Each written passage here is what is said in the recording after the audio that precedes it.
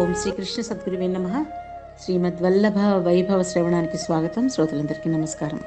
ఒకసారి చైతన్య మహాప్రభు శిష్యుడు గోపాల్ దాస్ గోడియా అనే అతను వల్లభుల దర్శనానికి వచ్చాడు.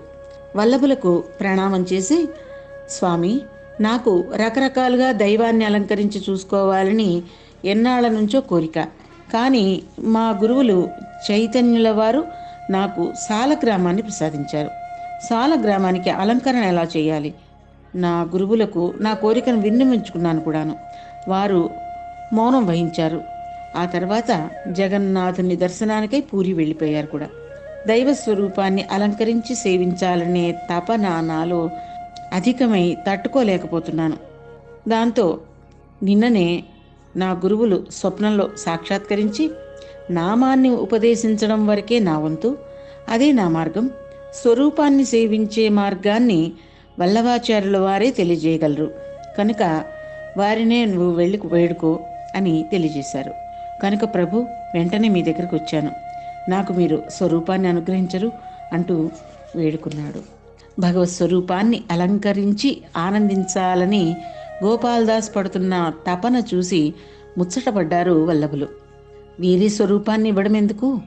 నీ భావం దృఢమైతే నీకు కావలసిన స్వరూపం నీ శాలిగ్రామం నుండే ప్రకటమవుతుంది.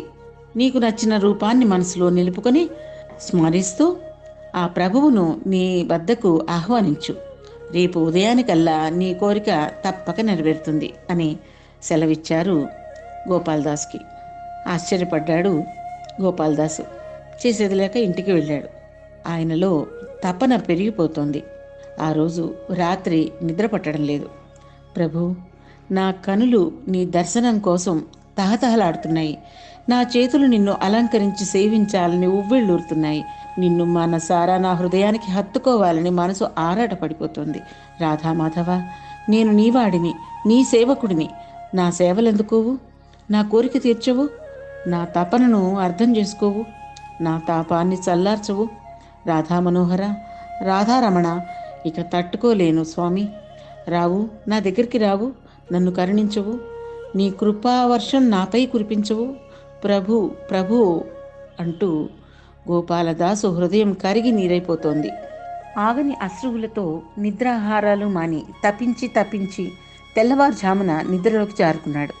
కాంతివంతమైన ప్రభువు రూపం ఆ బ్రహ్మ ముహూర్తాన సాక్షాత్కరించింది. గోపాలదాసు కన్నీటిని తుడిచి ఆలింగనం చేసుకున్నాడు ప్రభువు. గోపాలదాసు, వచ్చాను చూడు, నీకోసం వచ్చాను. నీ సేవలు అందుకునేందుకు నీ ఇంటికే వచ్చాను సుమా. నన్ను సేవించాలని నువ్వెంత తప్పిస్తున్నావో నీ సేవలు అందుకోవడానికి నేను అంతగానే తప్పిస్తున్నాను తెలుసా. ఇక నేను నీవాడిని, నిన్ను వదిలి ఎక్కడికి వెళ్ళను సుమా అంటూ పలుకుతున్న ప్రభువు వచనాలకు కదిలిపోయాడు గోపాల్దాసు. వచ్చావా ప్రభు, వచ్చావా, నా కోసం వచ్చావా ప్రభు ప్రభు అంటూ వివసమైపోయాడు. అంతలోనే తేరుకున్న గోపాల్దాసుకి ప్రభువు కనపడలేదు. బాహువుల్లో దిండు మాత్రమే ఉంది. అయోమయంగా చూశాడు అటు ఇటు. ఏడి నా ప్రభువు అంటూ గదిలో అన్ని వైపులా వెతికాడు. శాలిగ్రామం ఉన్న పీఠం పైన వెలిగిపోతూ అత్యంత సుందరమైన స్వరూపం, త్రిభంగి రూపంలో వేణు ఊదుతూ దర్శనమిచ్చిన ఆ స్వరూపాన్ని చూసి పరుగున వెళ్ళి చేతిలోకి తీసుకున్నాడు.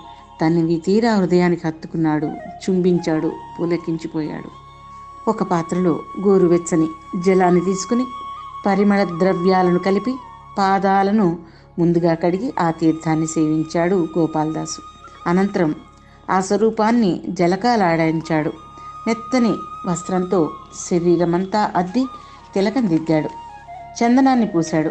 తన వద్ద ఉన్న నూతన వస్త్రాన్ని చింపి స్వరూపానికి తగినట్లుగా కట్టాడు. చిన్ని కండువాను మెడ నుంచి ముందుకు వేలాడదీశాడు.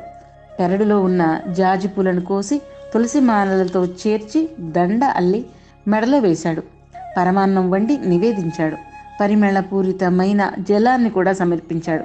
పాదాలపైన తన శిరస్సును ఉంచి సాష్టాంగ దండ ప్రణామం గావించాడు. నీ కోరిక తీరిందా గోపాల్దాసు అన్న పలుకులు విని తలెత్తి చూశాడు. గుమ్మంలో శ్రీ వల్లభులు చిరునవ్వులు చిందిస్తూ నిలబడి ఉన్నారు. ప్రభు అంటూ పరుగున వెళ్ళి పాదాభివందనం చేసి అశ్రునయనాలతో ఆనందంగా ఆ పాదాలను అభిషేకించి తరించిపోయాడు. నా కోరిక ఫలించింది ప్రభు. నా రాధారమణుడు నా ఇంటికి నా కోసం ఇచ్చేశాడు. మీరు పూర్ణ పురుషోత్తములు. మీ కృప వల్లే నాకు నా ప్రభువు లభించాడు. నాకు గురూపదేశం చేయండి స్వామి అని అర్థించాడు గోపాలదాసు. ప్రభువు నిన్ను వెతుక్కుంటూ నీకోసం నీ ఇంటికి వచ్చాక ఇక గురు ఉపదేశాలు ఎందుకయ్యా? అయినా ఈ జన్మలో నువ్వు కృష్ణ చైతన్యుని శిష్యుడివి. జన్మాంతరంలో మా మార్గంతో నీకు సంబంధం ఏర్పడుతుంది అని చెప్పి సేవా విధానాలన్నిటినీ గోపాలదాసుకు తెలిపి కొంతసేపు సత్సంగం జరిపి ఆనందింపచేసి వెళ్ళారు వల్లభులు. గోపాలదాస్ గోడియా జన్మాంతరంలో గోపాలనాగ అనే నామంతో వల్లభుల మార్గాన్ని అనుసరించాడనమాట. ఆ తర్వాత తెలుస్తుంది ఈ విషయం. కృష్ణార్పణం.